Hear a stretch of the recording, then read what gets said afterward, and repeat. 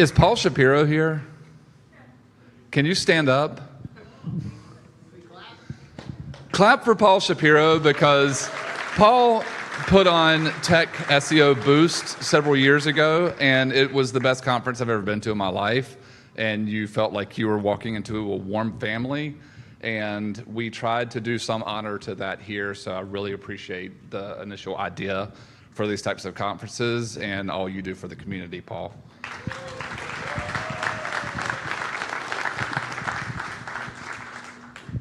So 2024 has been like a really weird year. I feel like I'm like technically an SEO now, even though I'm used to be a technical SEO. I've been looking at a lot of interesting things that have been going on in, obviously with LLMs and AI, and I think everybody else has. Google released a paper, I think around the time that was the Google I/O conference, where they talk about this idea of like unlimited context windows, right? Like 1 million, 2 million tokens that you can fit in these models, and the models can attend to everything, and they actually hide like these like pin numbers in the context windows to see how well they retrieve the stuff. It's like really fascinating. But just the idea that you can fit like 13 books. I think Mike talked about like just putting a Bible in there, and you know it can read and understand and transform, and you know they summarize like 500,000 books of like 500,000 words, and to test these models out, just fascinating. Does everybody have like, is everybody here like tracking their this stuff in GA? Right? Is it really interesting to see it from site to site, and like which sites really like are actually getting some of the AI traffic and which aren't? Obviously, Google's still dominating. Obviously, everybody's seen the Gartner report where it's like SEO is going to be like 50% in a few years, and I don't know, maybe it is, but we've been thinking about the things that kind of go into producing visibility for clients, and not necessarily more of the like tactical pieces, but like real experience. We see the Reddit craze, right, from the last few years, and engagement and trust and expertise. A lot of those go to like the eat stuff with Google, if you like that. But just thinking about the real world shit, as Will Reynolds used to say, that you can do that actually drives visibility and reverberates your brand online, I think is super interesting. This is one piece recently that I thought was really interesting, that language models are like just really bougie and like to use the word delve. Let's delve into this topic a little bit more. And I think more interesting is that he shows this like jump in like the last 2 years of like PubMed articles or publications. So you have people doing these PubMed publications, running it through ChatGPT, right? You can look at the word distributions. It's fascinating. And then I'm going like really fast here because we need like stuff to catch up on. Thanks, Alita. I really appreciate it. So Patrick and I were talking. Patrick Stocks a few weeks ago, and like I'm not very bullish on like brand and rank tracking with AI. I think there's problems there, but I did do a couple of searches where we asked models, like every model from ChatGPT, like the top 10 best SEO agencies. Do y'all agree with this? Maybe? Anybody? I don't know. Anybody hear from any of those? WebEffects, Ignite Visibility, Thrive, Straight North. But I think it's interesting like how consistent they are, except for that one thing that just kind of went off. Here's another one, best AI writing tools. I was just struck with how consistent that was over the last couple of years on a bunch of different models, which maybe it speaks to the similarity and the corpus of training data that they're using, but I was wrong. But I still think I have some points, because I think what we're seeing with language models is that there's beginning to be a lot more in between us and the actual model, right? Like you have temperature controls, Does anybody know what a random seed is? Anybody geeky like that? It's a thing that a number that you can provide so that there's some determinism in the randomness of computers.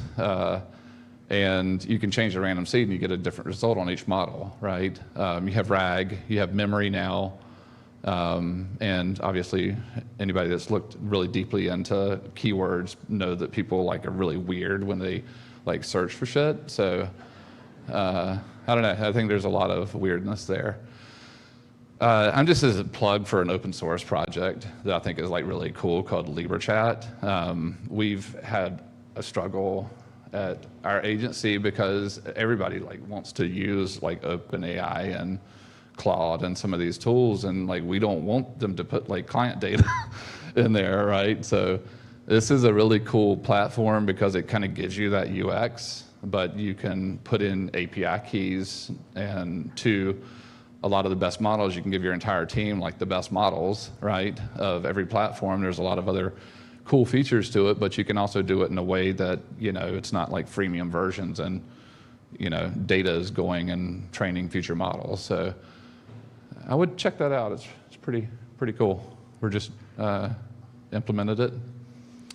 So I said I'm not technically a SEO anymore. I'm still SEO, but I look at like a lot of trends that are going on. A few things that is like really interesting to me is anybody looking at the causal AI space at all? Amazon and Microsoft are doing some like really cool shit with causal AI where they can run like thousands and thousands of A/B tests in the cloud using these causal models and figure out whether the blue button is better than the red button on some of these. And it's all just probabilistic models that they're running, and it's they're putting a ton of effort into it. There's a library called DoY that you can play around with. They have a really cool e-commerce example for looking at like root cause analysis, really geeky and cool. Obviously, generative AI is at the top, and like the other piece for me is I think personalization, which I think generative AI and personalization and causal, all this stuff is going to mean like in the next few years we have like the most incredible experiences online, right? All the data that we can use about users and kind of assimilate that with language models, I think is just incredibly cool.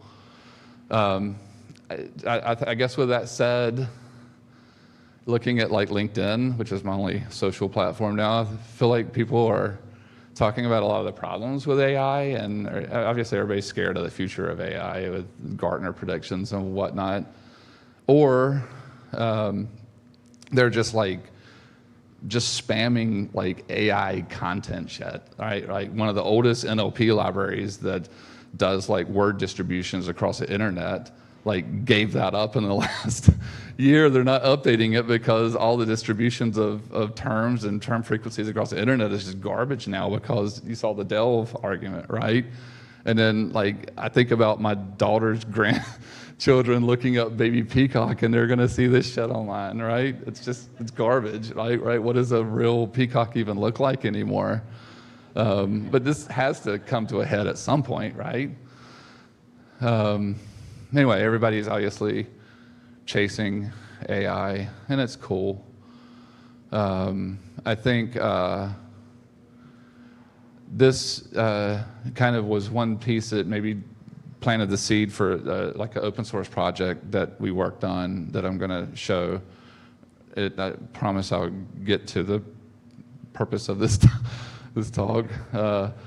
But I read this paper where Microsoft was talking about like how good language models are at creating like rational arguments, causal arguments, and with causal AI and DoY, one of the features there is like creating these kind of directed graphs of like the things that feed into outcomes, right? And then the model can take that and kind of take away certain of the priors, right, and see what happens and add it back and can do some probabilities with that. But just the fact that language models are able, they have that kind of ground truth, or they're having that ground truth where you can say, hey, we have X outcome, right? And it can kind of backtrack and say, well, maybe this and this and this and this, and kind of provide some of those priors, I think is super, super interesting. So getting, I guess, more into the purpose here. I work for Locomotive. Some of our team members are here. I really appreciate you guys coming out and supporting this weird conference. But we've been building a lot this year.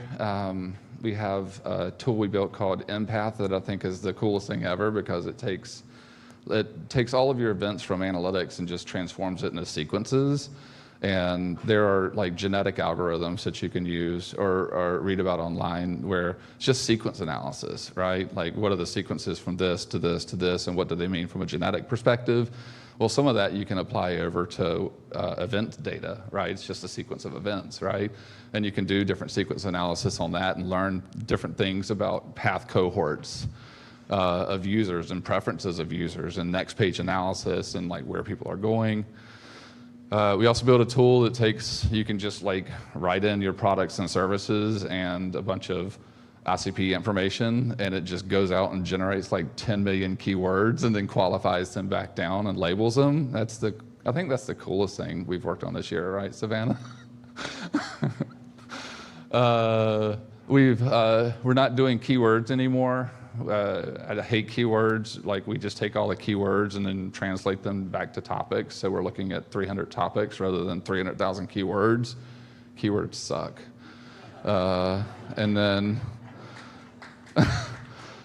we're also working on anomaly detection. I know Alita was posting some cool shit about forecasting, and that's right aligned with anomaly detection. But where can we find the needle in the haystack there, and millions of URLs and learnings there? I think that's super interesting.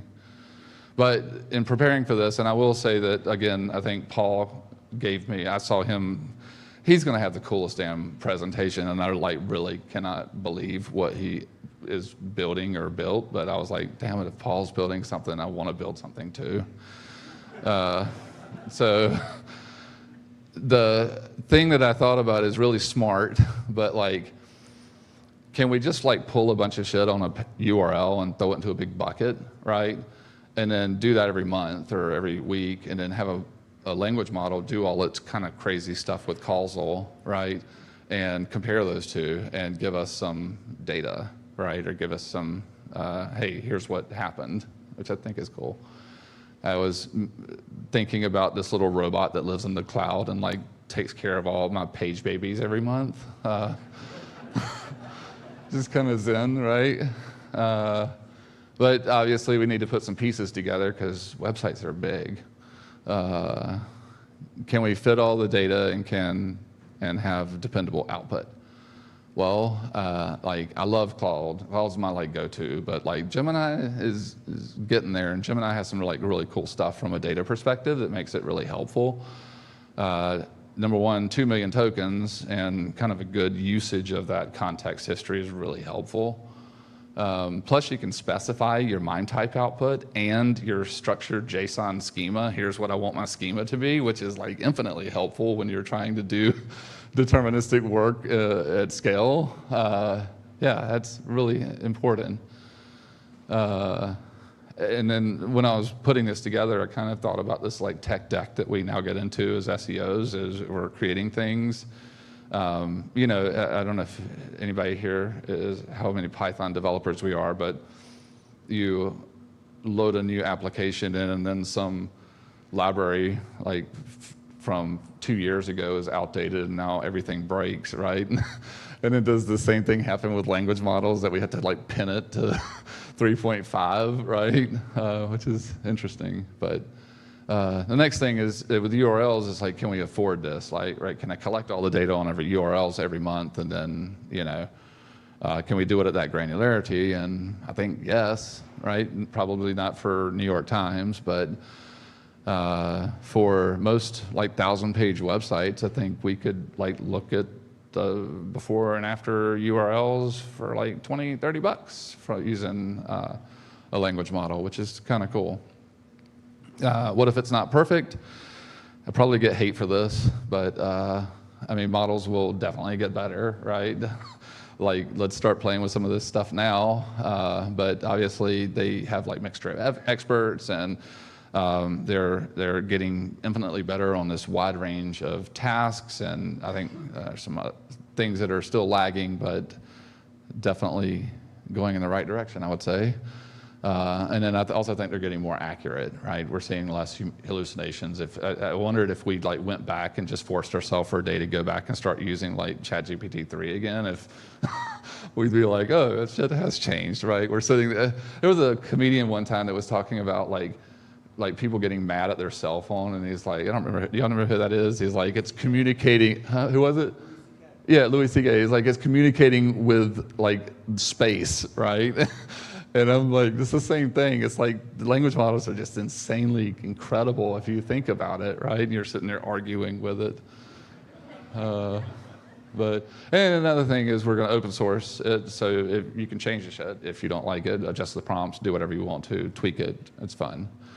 And then this was the last thing I kind of needed to get over, but like we do math and like in SEO and change and can they do that? And no, they're terrible. And they don't know that going from 7 to 9 is not a great thing from a ranking perspective, and just really bad.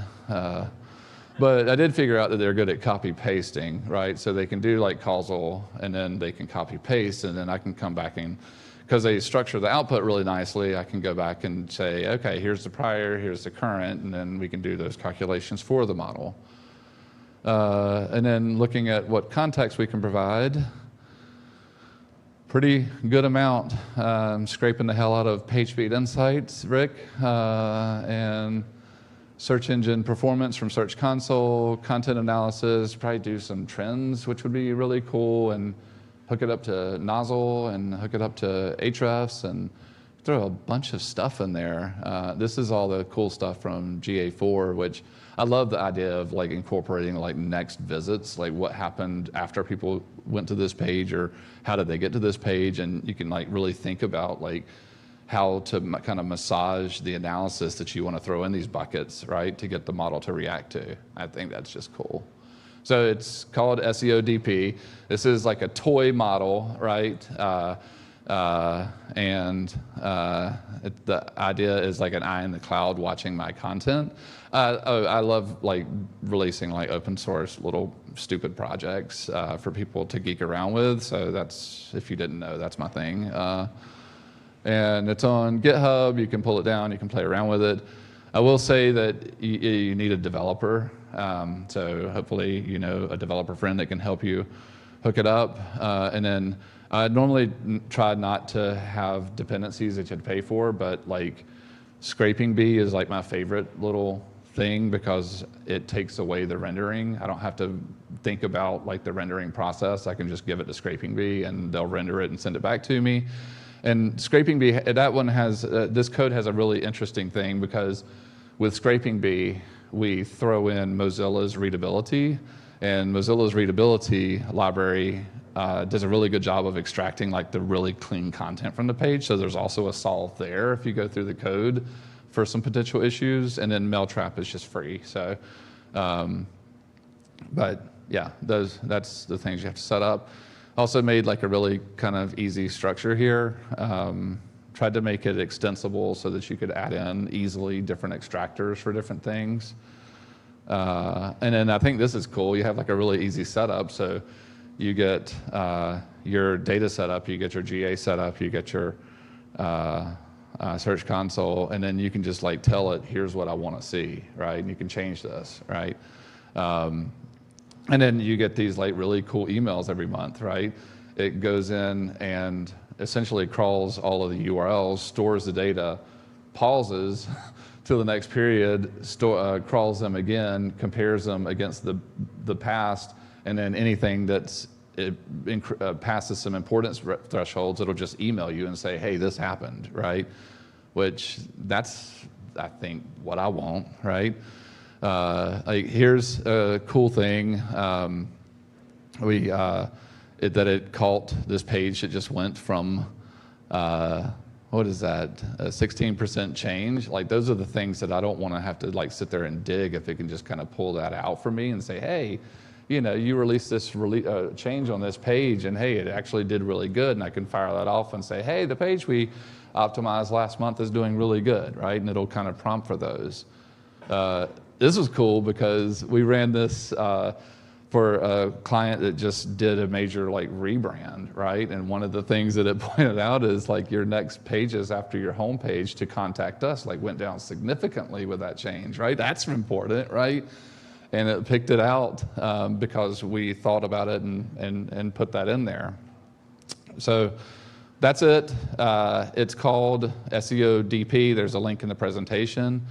And then I did this other thing, and I don't know if y'all like this or not, but I like when I'm coding in Python to have a Jupyter notebook there, because I'm like wireframing code there. And then I'm like, well, what if I just coded something that would just take everything in that repo and throw it to the 2 million context window of Google?